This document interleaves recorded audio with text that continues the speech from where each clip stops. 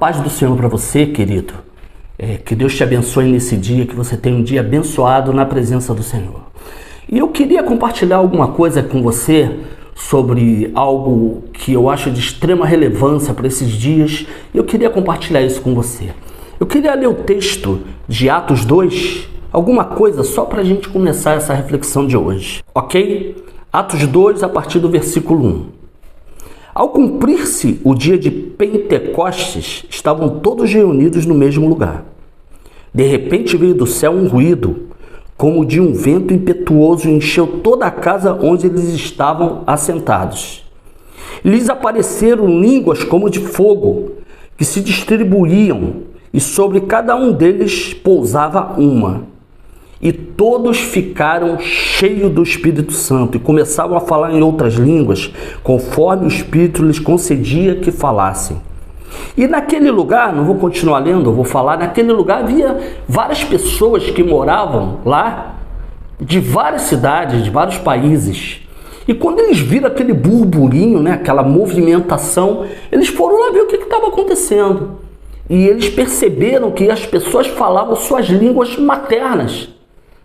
O cara que era da Mesopotâmia ouvia judeu falando na língua da Mesopotâmia, e cada um falava na sua própria língua materna, e eles ficaram maravilhados, E outros também diziam, zombavam, eles estão embriagados, Então o que aconteceu? Pedro se levanta com os 11, Ele se levanta com os 11, então diz, versículo 14. Então Pedro, pondo-se de pé com os 11, levantou a voz e disse-lhes: varões judeus e todos os que habitais em Jerusalém. Aí ele começou a pregar. Aí ele explica, o que está acontecendo aqui, eles não estão embriagados. O que está acontecendo aqui foi o que o profeta Joel falou, sobre o Espírito desceria nos últimos dias sobre toda a carne, e eles profetizariam, falariam em novas línguas. Então ele começa a pregar aqui. Então o que eu quero destacar nisso aqui? Em primeiro lugar, não era uma reunião evangelística. Segundo lugar, eles não convidaram ninguém para estar lá. Era uma festa, a festa de Pentecostes, que eles faziam sempre. Por isso que fala, cumprir-se o dia de Pentecostes, ou seja, houve a festa no dia de Pentecostes e eles estavam reunidos.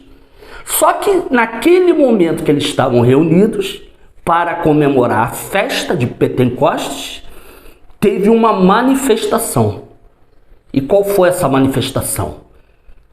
O Espírito desce, como havia prometido, tinha sido prometido, e desce sobre eles e começa a falar em línguas. Uns profetizavam, então começa a acontecer algo que tinha sido prometido. Então eu quero destacar algumas coisas aqui. Primeiro, não era uma reunião evangelística. Segundo, Pedro não estava escalado para pregar. Terceiro, eles nem sabiam que naquele momento ia acontecer o prometido e haveria aquela manifestação. Simplesmente eles estavam fazendo o que já era de costume, a festa de Pentecostes. Então houve uma manifestação, e por causa da manifestação, nem diz que as pessoas estavam lá na festa, diz que eles iam se achegando, ouvindo barulho, começaram a se interessar, o que está rolando lá?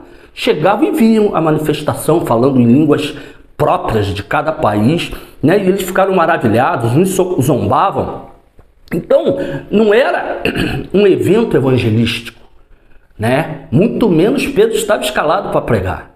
Mas o que eu quero destacar aqui é que enquanto eles estavam reunidos, houve uma manifestação de Deus, da glória de Deus, do Espírito de Deus.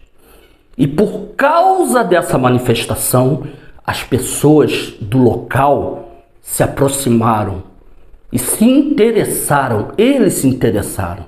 E Pedro, o mesmo Pedro que há poucos dias atrás tinha negado a Jesus, se levanta e começa a pregar, começa a explicar, começa a dizer o que era aquilo que estava acontecendo. Interessante que no versículo 37, depois que Pedro explica tudo, fala tudo, cheio do Espírito Santo, olha o que eles dizem no versículo 37. E ouvindo eles isto, a explicação de Pedro, compungiram-se em seu coração e perguntaram a Pedro e aos demais apóstolos: que faremos, irmãos?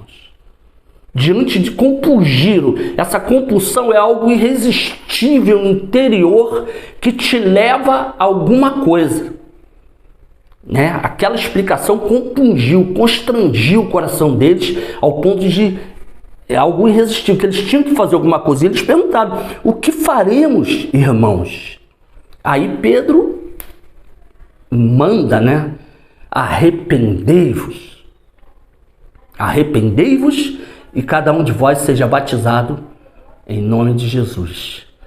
Então, o que eu quero destacar para os nossos dias? Né? O que uma manifestação do Senhor, do Espírito Santo, da glória de Deus é capaz de fazer? Porque a gente fala, né? Foi acrescentado 3.000 almas naquele dia. Então perceba, não era reunião evangelística, não era um culto em si, tinha acabado de cumprir-se o dia de Pentecoste, a festa de Pentecoste, e houve uma manifestação. Então o que eu quero trazer para nós aqui nessa manhã é o poder de uma manifestação. O que acontece quando Deus, quando o Espírito Santo se manifesta quando estamos reunidos? Não precisou apelo, né? Não foi Pedro que falou: olha só, vocês têm que se arrepender. Eles perguntaram, eles estavam compungidos, contritos, e eles perguntaram: cara, o que a gente tem que fazer? Aí Pedro: arrependei-vos, né? Então você vê o poder de uma manifestação. E eu queria salientar isso para os nossos dias de hoje, como a gente está precisando dessas manifestações de poder nas nossas reuniões. E eu sei do que eu estou falando.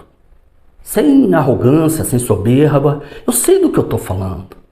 Quantos de vocês já participaram de um culto que fomos interrompidos com um carro de bombeiro chegando na porta do lugar, dizendo que os vizinhos chamaram o bombeiro porque a igreja estava em chamas? E não foi um vizinho só, não. Os vizinhos olhavam a igreja, né? O local, e viram em chamas a ponto de ligar para o bombeiro. E o bombeiro chega lá, não tinha acontecido nada. E não foi só um vizinho que viu, uma manifestação de visual de que a glória de Deus, o poder de Deus estava ali. Quantos de vocês já participaram de uma reunião onde dá um curto-circuito no palco e queima a mesa de som, queima a caixa de baixo, queima tudo a ponto de sair fumaça?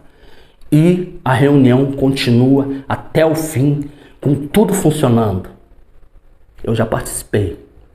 Quantos de vocês já participaram de uma reunião onde a adoração, o louvor, a manifestação da glória de Deus era tão intensa que nesses dias, não foi um dia só, né? Não dava nem para parar para pregar, porque a manifestação da presença de Deus era intensa e as pessoas, eu via as pessoas, eu posso citar nomes, pessoas que chegavam no meio do culto e ia lá na frente puxando o paletó do pastor. Pastor, o que está acontecendo? Eu quero Deus, eu quero Deus. Eu me lembro de um cara que saiu no meio da adoração, foi lá na frente, se ajoelhou no púlpito, botou a arma, dizendo que queria se suicidar, que ia se suicidar, só que desistiu e queria Deus. Reuniões onde a adoração, os músicos ministrando adoração, cânticos espontâneos de adoração, e irmãos saindo do seu lugar e buscando outro irmão, abraçando e pedindo perdão, se reconciliando. Pai com filho, filho com pai. Pessoas que você evangelizava, trabalhava dias e nunca se tomou uma posição, e sem apelo ir lá na frente dizer: eu quero me converter, eu quero Jesus. Eu já participei desse tipo de reunião. Então, Quando há uma manifestação da presença de Deus, eu tenho dito sobre a glória de Deus, né? O quanto nós não entendemos o que é a glória de Deus. Na Bíblia mostra os lugares que a glória de Deus se manifestou quando Salomão acabou de orar lá no templo. A Bíblia diz que a glória desceu, o fogo consumiu o holocausto e a glória do Senhor encheu a casa. O que aconteceu? A ponto de os sacerdotes não poderem entrar para ministrar, porque a glória do Senhor tinha enchido a casa. Em outro lugar, em Crônicas também, diz que os sacerdotes não conseguiam ficar de pé, porque a glória do Senhor encheu a casa. Então eu estou falando desse tipo de reunião, uma reunião onde a presença de Deus se manifesta, é latente. O pecador é compungido a se arrepender. O pecador vai perguntar o que eu preciso fazer e você vai dizer, arrependei-vos e crede. Aquele que tem algo contra o irmão, ele vai ser compungido o coração dele a ir pedir perdão. Aquele que roubou, ele vai ser compungido a devolver, porque a presença de Deus faz isso. Ninguém consegue, numa manifestação intensa da presença de Deus, da glória de Deus, ficar a mesma coisa. E isso porque Deus vem na medida, porque se ele vier na plenitude, aí não tem jeito, aí a gente morre. Então, glória de Deus não é brincadeira. E eu não estou falando de um culto de desordeiro, não. Estou falando um culto com ordem. Não é essa doideira que a gente vê hoje aí com os neopentecostais que viram uma bagunça. Não é disso que eu estou falando.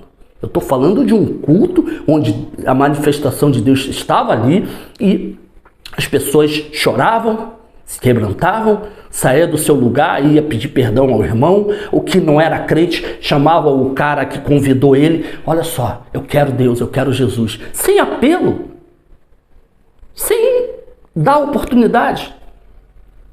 Bastou a manifestação de Deus no lugar. Eu estou falando do que eu sei o que eu estou falando.